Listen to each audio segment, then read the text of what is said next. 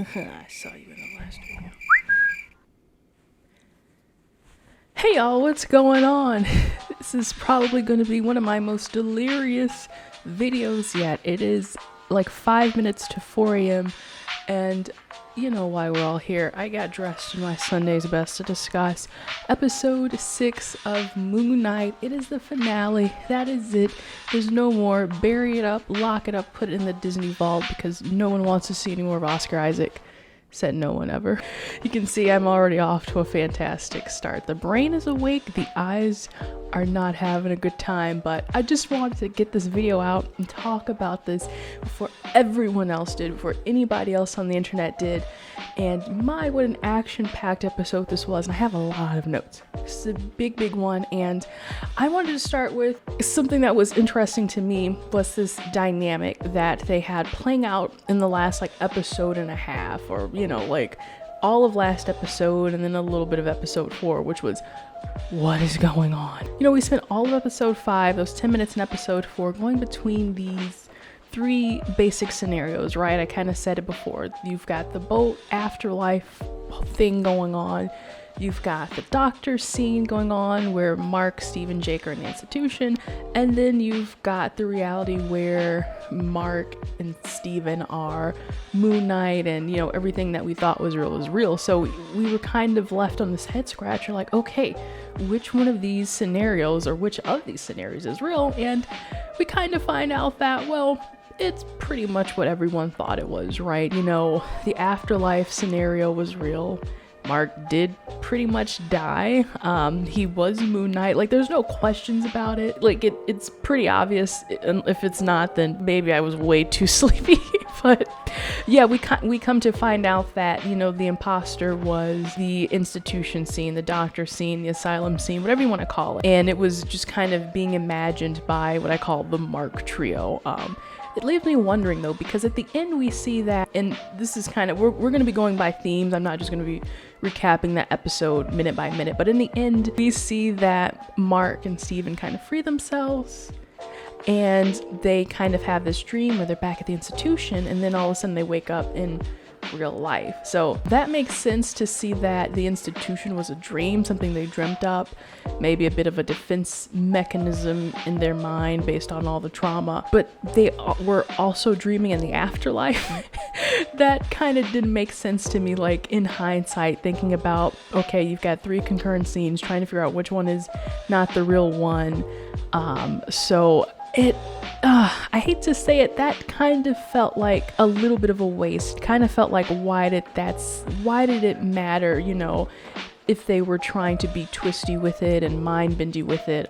It just felt a little unsatisfying. Now, hear me out. I had this conversation with my brother, and we kind of, unless I'm putting words into his mouth, we kind of had this feeling like, if Marvel can go out and boldly go where Marvel has not gone before, then this will be a home run finale. Not to say it wasn't interesting, not to say it wasn't exciting, but if they were able to deviate from the status quo, so, by doing something that has not been done before, like just leaving us on a cliffhanger. I know it's so unsatisfying. It sounds unsatisfying, but it's different, right? I had compared it last time to Shutter Island. Shutter Island leaves you wondering till the very end.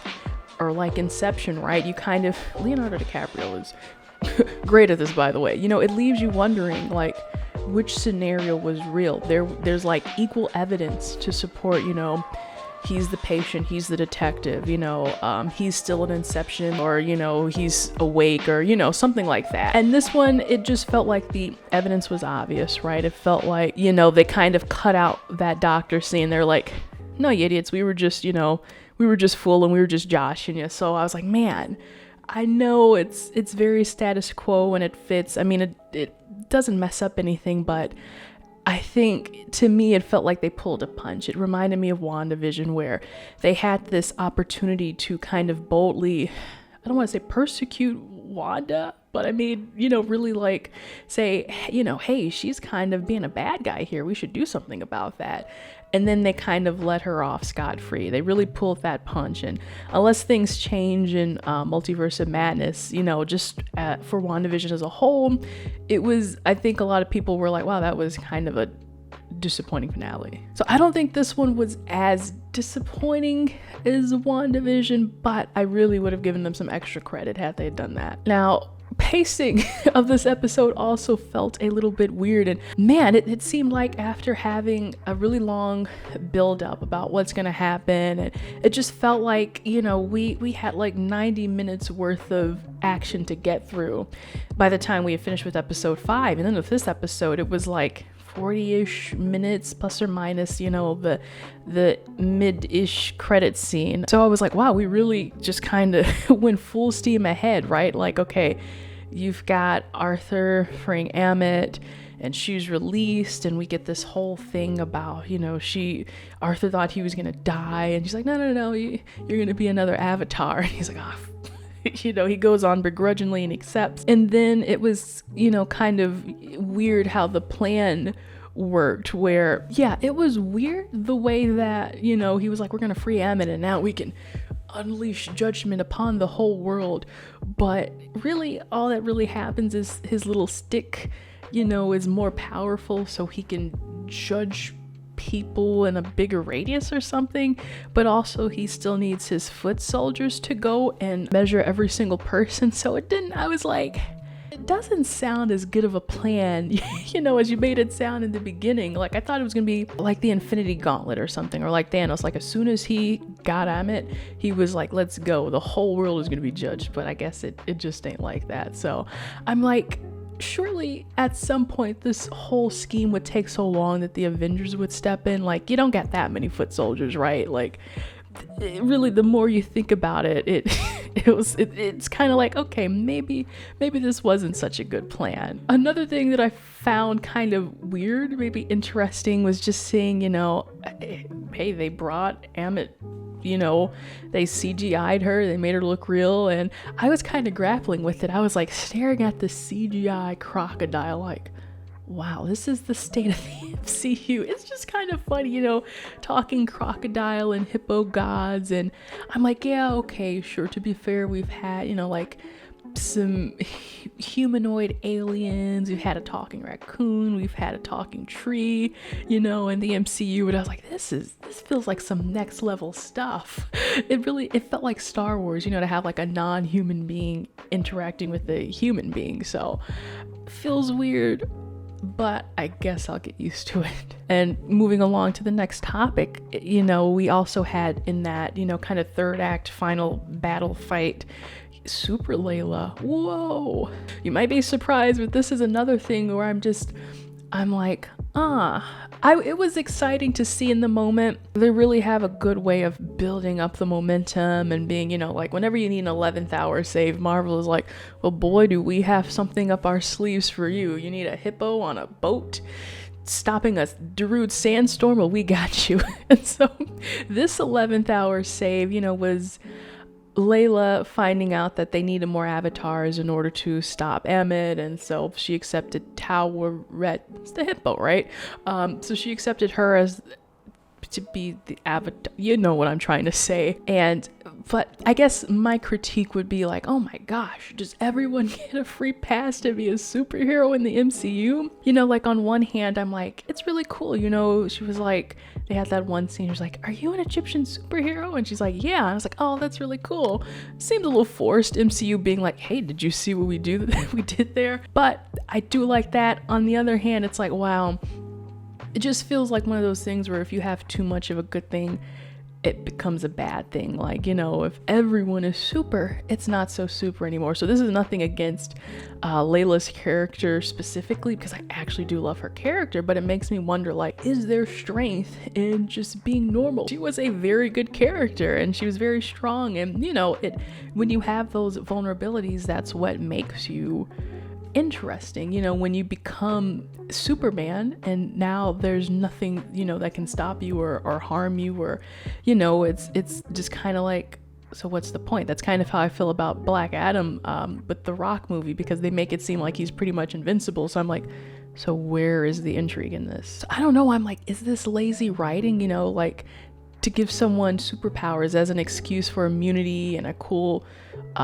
team up scene? I don't know. Now, hey, the one thing that I really did enjoy about this episode and about the whole series was the whole dynamic and exploration between Mark and Steven, specifically just those two, because man, I really appreciated that touching moment at the end where Mark was in the afterlife and he's like, you know, his heart would not find peace unless he knew that Steven was also saved. I just really loved that. It was, he had such a moving speech when he went back to the the sand dunes, and eventually, I don't know what happened. His heart was balanced and the gates opened, and whatever the way the events played out, I just thought it was really cute. Very heartfelt, and makes me wonder if their dynamic could be explored more, could have or can be explored more, past or present. But man, I gotta say, Steven really grew on me. I knew I kind of didn't like him in the first episode, but as he went on, he's just a cute character. You know, he's like, ooh, a hippo, and look at our cool powers, and wow, Layla, you have a nice suit. Oh, you know, it wasn't resolved. What is Layla gonna do with two wonderful Oscar Isaac husbands? That's really not a problem. So maybe that's why they, didn't really talk about it. It's like, there's no problem here. But man, sign me up for 100 more years of Steven. I love it. I love that they were able to work around killing, Emmett and Arthur, but they thought they were free, but they were not 100% free, because there's still one more player in the game.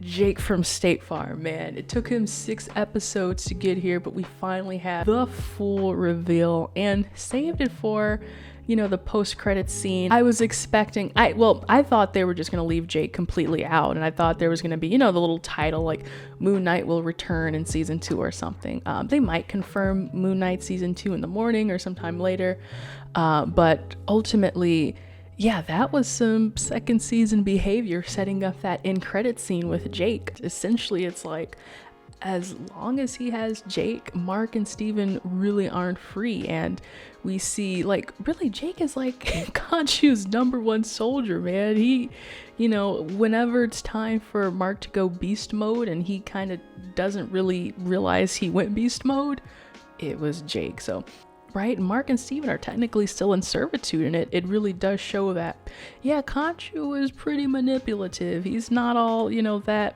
we thought he was chalked up to be. And so now it leads us to wonder, to season 2 or not to season 2. I think this isn't the end of the story. It might be up to Oscar Isaac or, whoever the powers that be are. But I mean, if they do have a season 2, I do like that they were still able to wrap things up neatly. Like Loki series really left it. They were like, nah, y'all, you're getting a season 2, and everything that happened, everything that built up, you thought it was going to end, it ain't going to end. It ain't over. You still got cliffhangers. This one I appreciate because they wrapped up the whole arc with Arthur. And so you've got this nice balance of like, okay, we've closed out this chapter, and we've left things a little open-ended, but we are still open to revisiting things, right? Like, how do Mark and Steven deal with Jake? How do they deal with self-betrayal? That's kind of fascinating. And then how is Layla doing? How is she dealing with her powers? What is she going to do? How do you serve a hippo goddess? But it also leads me to wonder, at what point do they kind of intersect with the MCU? They intersect with the Avengers or whatever, whoever the new team of the week is, because it's like, it's inevitable. The longer you go on, the more you're going to cross over. Just take a look at No Way Home, take a look at Multiverse of Madness. It's gonna happen. But I do at least appreciate that in the series they were independent to everything else going on. So they don't necessarily have to cross over into anything. They didn't create any new threads. They didn't, say like, ooh, this is opening up this multiverse and this is introducing, this cameo character. And I really appreciated that. It's like, thank you. But I just feel like the crossovers are imminent, y'all. So, wow, that's it. Episode 6. Season has come and gone, and yeah, like I said, these were just some of the big things that had popped out to me, and I'm gonna take some time to think about this season as a whole and kind of, come back. Maybe I'll have a better appreciation for the series. Maybe I'll figure out where I rank it and, my favorite Marvel Disney Plus series, because it's almost like 4:15. I don't have the executive brain function to be doing that and making any more sentences, but hey, it's a fun week. We've knocked out the Moon Knight finale. On Thursday, I will be reviewing Doctor Strange in the Multiverse of Madness. It's gonna be spoiler free, so don't worry about that. And in the meantime, if you're watching on May the 4th, may the Force be with you, the 4th, and check out this fun Obi-Wan Kenobi video I did. I'm loopy, I'm crazy. It was just as fun doing that as it was to make this video. So hey, let me know what you guys think about episode 6 of Moon Knight in the comments. Be sure to give it a like if you made it this far and you enjoyed it, and stick around, subscribe for more, because we will be reviewing more Marvel, more Disney Plus series to come. So thanks guys, I gotta edit this now. Bye.